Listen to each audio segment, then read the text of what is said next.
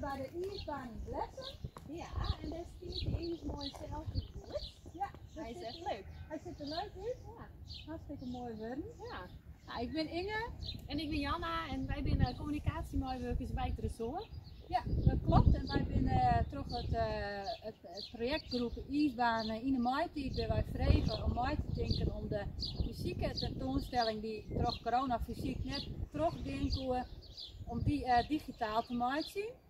Nou ja, zo hebben wij een aantal, bij wij om denken gegaan, hebben wij een aantal plannen bedacht. Ja, nou ja, dat is de zelfverboord is daar één van. Ja, en daarnaast heb ik al je beeldmateriaal deelt de en de community op onze website en op social media.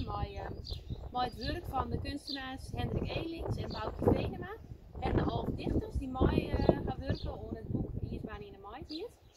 En dat doen wij eigenlijk net alleen, want we doen graag nog een actief element aan. En dat is dan dit zelfvervoerd. Want we willen eigenlijk graag die uitnodigen om op paard te gaan, om lekker op de fiets te stappen in het mooie waar dat het goed is. En om de ijsbaan in Friesland een stukje. En er binnen dan Jochen en die had zo'n leuk koers staan. Ja, inderdaad. Nou ja, dan kun je dus een mooie achtersteen gaan en een foto gemaakt zien. Maar wat we natuurlijk hartstikke leuk vinden is dat het net alleen nog bij zo'n zelfvervoerd is, maar gewoon op je eigen, bij je eigen ijsbaan. En dan een foto te maken en die te delen onder de hashtag ijsbaan in de maaitijd. En dan, dan kun je daarna inspiratie op hoe oorendwarpen dat oppakken met een ijsbaan. Ja.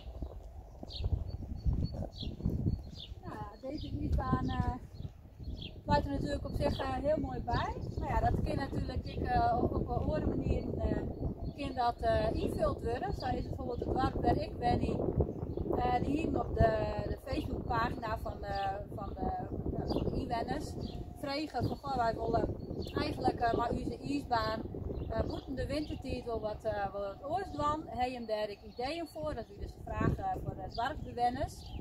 Nou, dat was op zich wel heel toevallig, want dat project hebben we nou correct baanden en ze zien maar waar het leeft. En, dus een tip onder het dwarsbelang van Liedorp is om daar even op te zoeken op die hashtag. En als je alle foto's die maken binnen, dan kun je zien hoe Oorendwarpen wat die maar hun ijsbaan doen. Ja.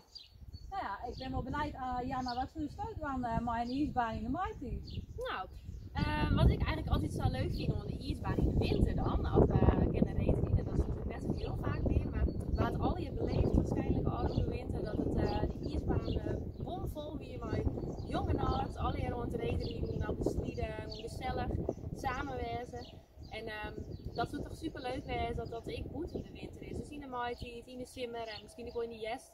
Maar een leuk maartje of zo, of gewoon gezellig, leuk bij elkaar. En Kriesmaart in de winter? Nou, dat is ik hartstikke leuk. Als we net kunnen reetrieden, dan Kriesmaart. Ja, dat zou ik wel leuk vinden. Nou ja, ik vind het eigenlijk hartstikke goed klinken, dat plan.